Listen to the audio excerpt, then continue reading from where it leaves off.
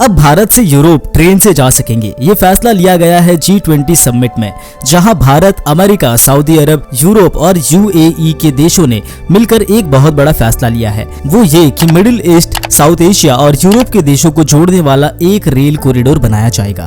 तो हमें भारत से यूरोप तक जाने के लिए किन किन देशों से होकर गुजरना होगा, कहाँ बनेगी कॉरिडोर, इसे बनाने में किन किन चीजों का यूज किया जाएगा, आखिर इस रेलवे नेटवर्क की जरूरत क्यों पड़ी, इससे क्या क्या फायदे होंगे, और वीडियो के लास्ट में हम ये जानेंगे कि कैसे ये रेलवे नेटवर्क गेम चेंजर साबित होने वाला है। जानेंगे ये सब, पर उससे पहले आपको बता दूं कि G20 अब G21 बन चुका है, क्योंकि अफ्रीकन यूनियन भी अब G20 में शामिल हो गया है। दोस्तों, India to Dubai under water rail के बारे में तो हमने सुना ही है, जो अगर बन जाए तो भारत और दुबई दोनों के लिए बहुत ज्यादा फायदा होने वाला है। इस पर हमने ऑलरेडी एक वीडियो भी बनाया है, इसका लिंक आपको डिस्क्रिप्शन में मिल जाएगा। तो अब भारत अपने रेलवे नेटवर्क को दुबई से भी आगे यूरोप तक ले जाने का प्लान बना रहा है। तो सबसे पहले बात करते हैं इस ट्रेन के रूट की। तो अब तक कोई फाइनल ड्राफ्ट तो सामने नहीं आया है, लेकिन जिस पर बात चल रही है उसके मुताबिक सबसे पहले मुंबई या गुजरात के पोर्ट को सऊदी अरब से जोड़ा जाएगा। यहाँ से एक ट्रेन कॉरिडोर तैयार किया जाएगा जो सऊदी अरब और UAE से होते हुए जॉर्डन तक जाएगा। फिर जॉर्डन से टर्की तक समुद्र के रास्ते कॉरिडोर होगा और टर्की से यूरोप तक रेल लाइन तैयार होगा और ये शिप के तहत अमेरिका से जुड़ जाएगा। दोस्तों, जानेंगे इस प्रोजेक्ट में कौन कौन से देश शामिल है, पर उससे पहले जानते हैं कि इस रेल कॉरिडोर की जरूरत क्यों है। तो वो इसलिए क्योंकि अगर भारत वेस्टर्न में फ्लाइट के जरिए जाना चाहे तो नहीं जा सकता। इसका सबसे बड़ा रीजन है बीच में पाकिस्तान का होना, क्योंकि भारत पाकिस्तान के रिलेशन अच्छे नहीं है, इसलिए भारत पाकिस्तान को पार कर वेस्ट में नहीं जा सकता। लेकिन पाकिस्तान की वजह से हम अपने डेवलपमेंट को रोक नहीं सकते, इसलिए शिपिंग के जरिए भारत को पहले मिडिल ईस्ट के साथ कनेक्ट किया जाएगा, क्योंकि भारत और मिडिल ईस्ट के बीच बहुत सारी ट्रेड चलती है। मिडिल ईस्ट में सऊदी अरब, UAE और इजराइल, ये तीनों देश इसी में आते हैं और वहाँ से हम यूरोप की तरफ जा सकेंगे। आइए अब जानते हैं कि इस प्रोजेक्ट में कौन कौन से देश शामिल है। भारत, अमेरिका, सऊदी अरब, UAE, फ्रांस, इटली, जर्मनी और जापान, ये 8 देश मिलकर इस प्रोजेक्ट में अपना पैसा लगाने वाले हैं। और आपको ये जानकर बहुत प्राउड फील होगा कि इस प्रोजेक्ट का लीडर हमारा भारत ही है। और ये बात भी सामने आ रही है कि अरब देशों से यूरोप तक का रेल इंफ्रास्ट्रक्चर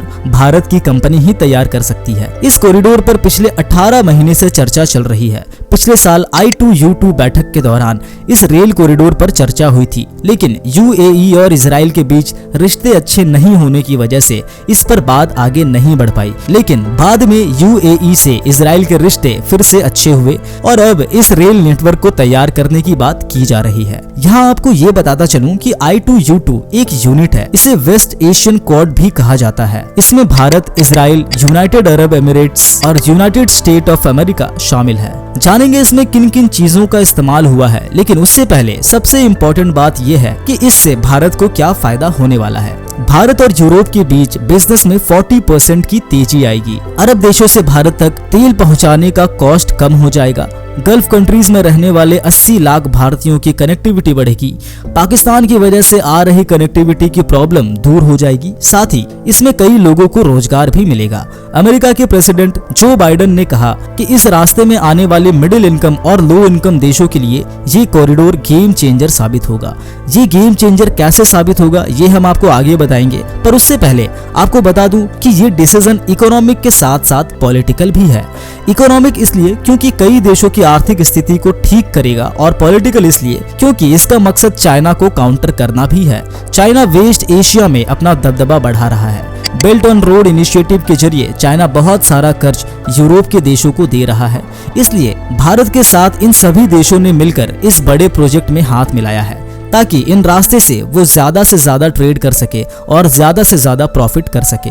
ये सारी चीजें कि किसी देश के अगेंस्ट काम हो रहा है ये बताई नहीं जाती, बस सब कुछ खुद समझने की जरूरत है। जानते हैं इसमें कनेक्टिविटी के लिए किन किन चीजों का इस्तेमाल किया जाएगा। सबसे पहले भारत से मिडिल ईस्ट तक समुद्र के अंदर केबल बिछाए जाएंगे। फिर मिडिल ईस्ट के अंदर रेलवे होंगे, मतलब रेल लाइन बिछाए जाएंगे। समुद्र तट पर पोर्ट्स बनाए जाएंगे, इलेक्ट्रिसिटी नेटवर्क होंगे, हाइड्रोजन पाइपलाइंस होंगे। ये सब कुछ भारत से लेकर यूरोप की कंट्री तक लगाए जाएंगे। ये तो हो गई कनेक्टिविटी की बात। अब बात करते हैं कि ये गेम चेंजर कैसे हो सकता है। इसमें से एक है ग्रीन हाइड्रोजन का ट्रांसपोर्टेशन।